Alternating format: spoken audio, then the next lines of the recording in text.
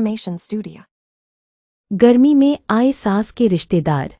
कहानी शुरू होती है एक छोटे से शहर से, जहाँ शांति देवी अपने बेटे राजू और बहू पूनम के साथ रहती थी। वे तीनों एक साथ खुशी खुशी रहते थे। गर्मियों का मौसम। एक दिन की बात है, घर में बिजली नहीं आ रही है और बेचारी पूनम रसोई में गर्मी में तप रही होती है। वह खाना बना रही होती है कि तभी वह कहती है, हे भगवान, ये मई जून की गर्मी, मेरी तो जान ही निकली जा रही है। ऊपर से बिजली भी नहीं आ रही। पता नहीं इन बिजली वालों को इस गर्मी में ही बिजली काटने का याद आता है। मेरी तो जान निकली जा रही है। लगता है खाना बनाते बनाते मैं ही उबल जाऊंगी। तभी पूनम की सास शांति देवी रसोई में आती है, चेहरे पर बड़ी सी मुस्कान लिए।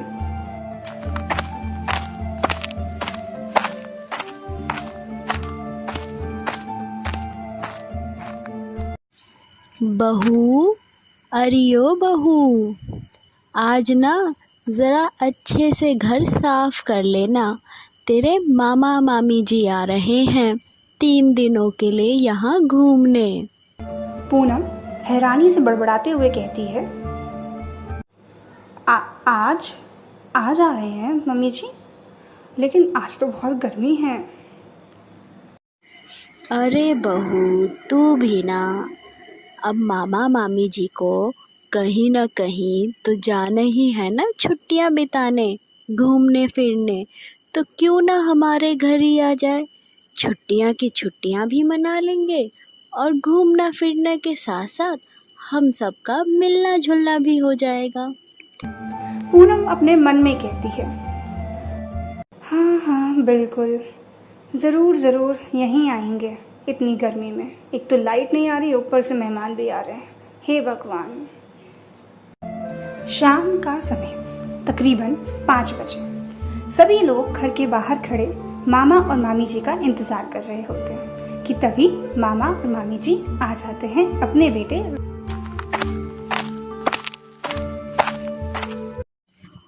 अरे वाह, कितना बढ़िया शहर है ये, बस गर्मी थोड़ी सी ज़्यादा है।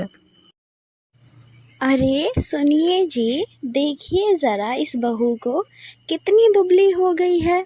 ऐसा लगता है जैसे खाना ही नहीं देती इसकी सास। मम्मी मम्मी, मुझे आइसक्रीम चाहिए। और टीवी कहाँ पे लगा हुआ है? पूनम बेचारी नकली मुस्कान के साथ कहती है, आइए ना, आप दोनों का स्वागत है। रात का समय, सभी लोग हॉल में बैठे बातें कर रहे होते हैं और पूनम सबकी सेवा में लगी होती है। बहू, मामा जी को ना कद्दू बहुत पसंद है, थोड़ी सी और दे दो उनको खाने के लिए। अपनी सास की यह बात सुनकर पूनम मन में कहती है, हाँ हाँ, जैसे कद्दू ही इतनी गर्मी में ठंडक देने वाला है मामा जी को। बहू, तुम्हारी चाय तो बहुत फीकी है। हमारे गांव में तो दूध में चाय ही नहीं दिखती थी। मुझे ना टीवी देखना है, मुझे मोबाइल दे दो। पूनम इतनी गर्मी में पहले से ही परेशान होती है, ऊपर से सबकी फरमाइशें, पर फिर भी बड़ी ही तसल्ली के साथ शांत रहते हुए वह गोलू का प्यार से जवाब देती है, अरे बेटा, तुम अभी टीवी कैसे देखोगे? अभी तो लाइट नहीं आ रही ना। एक काम करो, अभी तुम खाना खा लो, बाद में जब लाइट आ जाएगी तब तुम उसमें कार्टून देख लेना। ओके बेटा। अगले दिन सुबह का समय, पूरे घर में हलचल मच रखी है।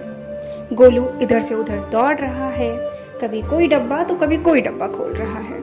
मामी जी भी सुबह सुबह ठंडी शिकंजी बनवा रही हैं पूनम से, और मामा जी बाकी सबके साथ बैठे हॉल में बातें कर रहे होते हैं। पूनम बेचारी इन सब से परेशान हो जाती है। थोड़ी देर बाद वह अपने कमरे में जाती है, जहां उसका पति राजू बैठा होता है। सुनिए जी, देखिए, मैं तो अब बहुत थक चुकी हूँ। एक तो इतनी गर्मी हो रही है, ऊपर से बिजली भी नहीं आती, ऊपर से घर का इतना सारा काम। आप कुछ कीजिए ना, मेरी तो जान ही निकली जा रही है इतनी गर्मी में। अरे भाई, बस थोड़े दिन की बात है, सब चले जाएंगे, फिर सब वैसे के वैसे ही हो जाएगा।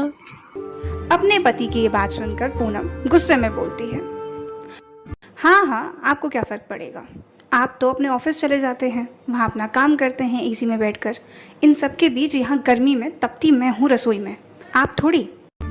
कुछ देर बाद दोपहर का समय, बिजली आ जाती है और एसी चल पड़ता है। सभी लोग मुस्कुरा उठते हैं। वाह, अब तो राजेश्वर यज्ञ में मुझे स्वर्ग ही मिल गया है।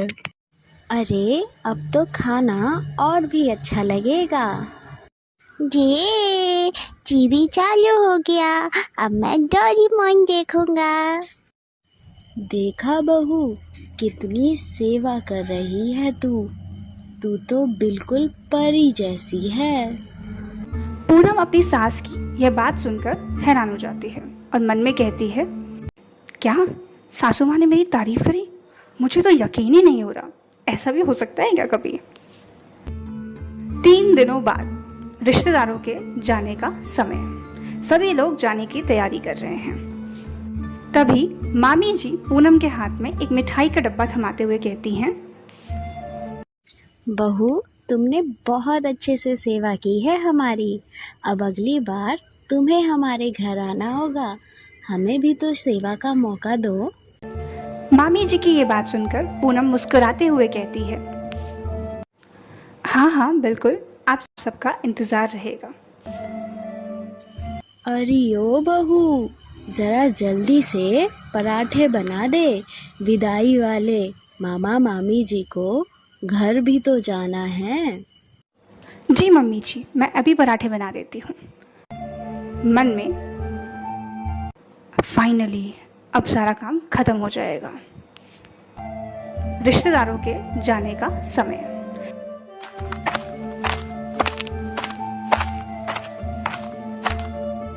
अब तो तुम बहुत खुशी होगी, अब तो तुम्हें शांति मिली ना। हाँ हाँ, लेकिन देखिए जी, अब मुझे 2 दिनों की छुट्टी चाहिए, सिर्फ मैं और मेरा एसी। मैं तो बस 2 दिन अब आराम करने वाली हूँ, एक भी काम नहीं करूँगी, मैं पहले ही आपसे कह दे रही हूँ। अरे ओ बहू, तू इतनी खुश मत हो, अगले हफ्ते ना मेरी फुफेरी बहन आने वाली है, अच्छे से तैयारी कर लियो, कोई कमी नहीं होनी चाहिए उनके स्वागत में। तब तक मैं अपनी माँ के घर चली जाती हूँ समर वेकेशन के लिए। क्या कहती हैं मम्मी जी आप? तो दोस्तों, उम्मीद है आपको ये कहानी पसंद आई होगी। पसंद आई है तो वीडियो को लाइक करें, चैनल को सब्सक्राइब करें और हाँ, इसे अपने दोस्तों के साथ शेयर करना बिल्कुल भी मत भूलिएगा। साथ ही कमेंट बॉक्स में ज़रूर बताइएगा आपको ये कहानी कैसी लगी। अभी के लिए बस इतना ही। आप यूं ही मुस्कुराते रहिए और जुड़े रहिए आपके अपने चैनल एनिमेशन स्टूडियो के साथ।